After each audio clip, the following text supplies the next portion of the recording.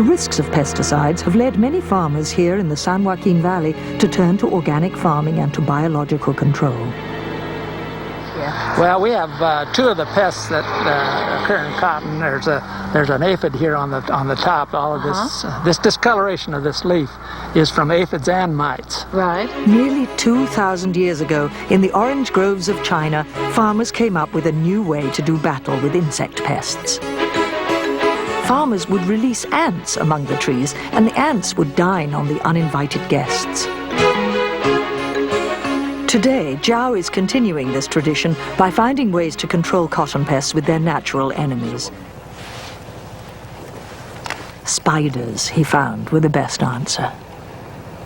We are educating farmers about spiders to let them know that spiders can be beneficial. So what we do is to show them a test tube containing both spiders and bollworms in which they can see spiders eating the pests. Zhao teaches important points basic to protecting and maintaining healthy agricultural ecosystems. That it's important to plant a variety of crops rather than just one. That it's crucial to preserve and use a diversity of seeds, and that it's the ecologically healthy, the balanced agricultural system that truly works.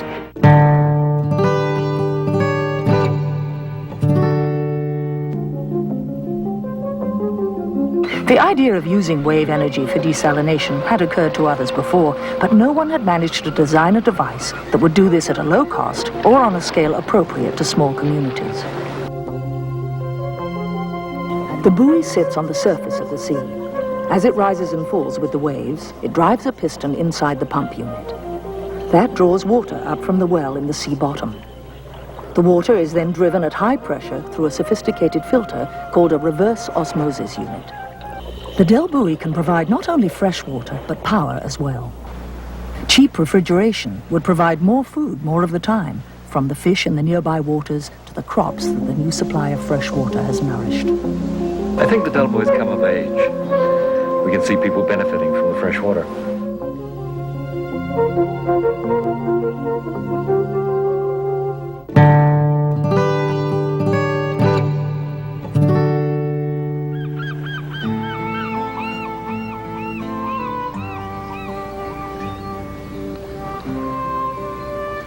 The sea means many things to the people of the Netherlands. It is a source of great wealth and livelihood.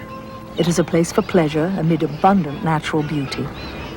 And it is, for the Dutch, an ever-present danger when storms drives its waters into the low-lying towns and countryside. The floods last night and this morning have now reached the proportions of a national disaster. During the last few hours, reports have been coming in of deaths as well as of dikes bursting and of flooding. In the early years of the Delta project, 2 dams to the north of the Eastern Scheldt had closed off the flow of the tide. As a result, the saltwater ecologies behind these barriers were lost. Such damage to the environment has been considered a necessary cost of ensuring safety. In the 1960s, 2 small groups of citizens began to ask if the dikes that were under construction in the southwest of the Netherlands might be built in such a way that the environment would not be sacrificed. And although they were few against many in collecting arguments, they were winning fields. They were convincing people. They were convincing some members of parliament. They were convincing more members of parliament. And finally, the government had to listen to them. The government had to do something. The solution that emerged, the storm surge barrier, has been called the 8th wonder of the world. The Eastern Scheldt barrier is a new kind of dike. It is a dike with gates. In normal weather, the gates remain open and allow the tide in. They close only when storms bring the threat of floods. So here I am on this monument, on this statue for the environment, the storm surge barrier. Never, ever in the world so much money has been spent just for the environment. And I think it's worth it.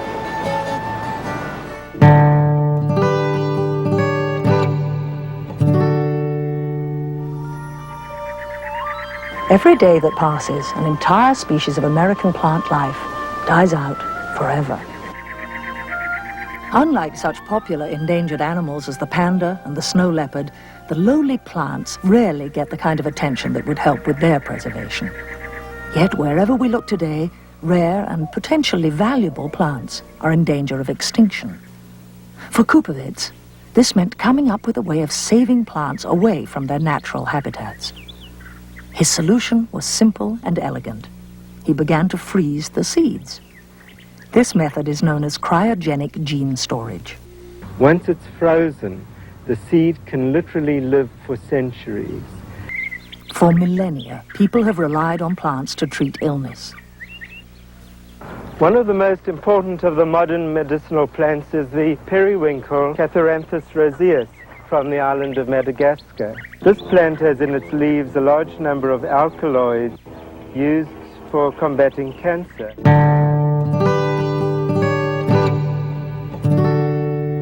Successful population programs are underway that offer hope for children, families, and the world community.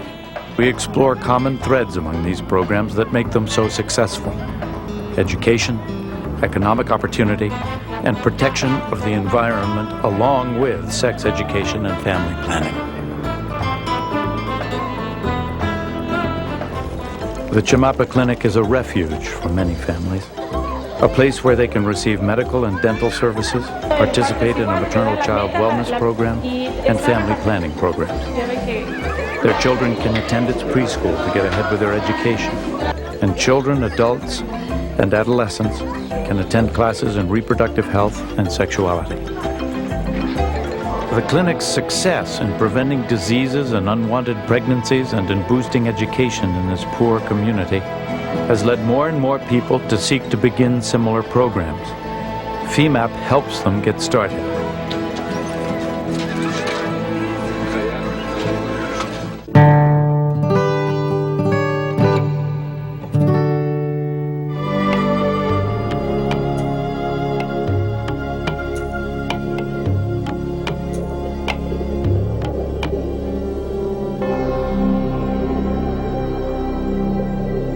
Over millennia, coral reef creatures have evolved this camouflage to protect themselves from the constant danger of predators.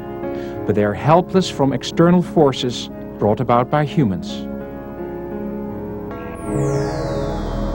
What took millions of years to create is being destroyed in decades. Here in Bonaire, off the coast of Venezuela, the Odyssey will be looking at the island's successful efforts to preserve its environment while encouraging tourism. Divers come from all over the world to explore this small island, which has established a marine park encompassing all of its coastal waters. Diving is restricted to specific locations under enlightened supervision, and dive site moorings prevent damage from anchors.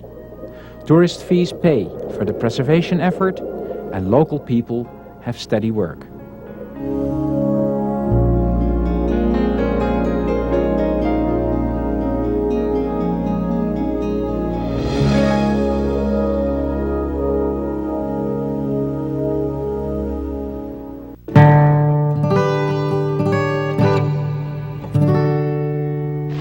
When I first stood on the banks of this lovely river in the center of Stockholm, I saw right away how deeply committed the Swedish people are to a better environment, and learned that they even swim in this water.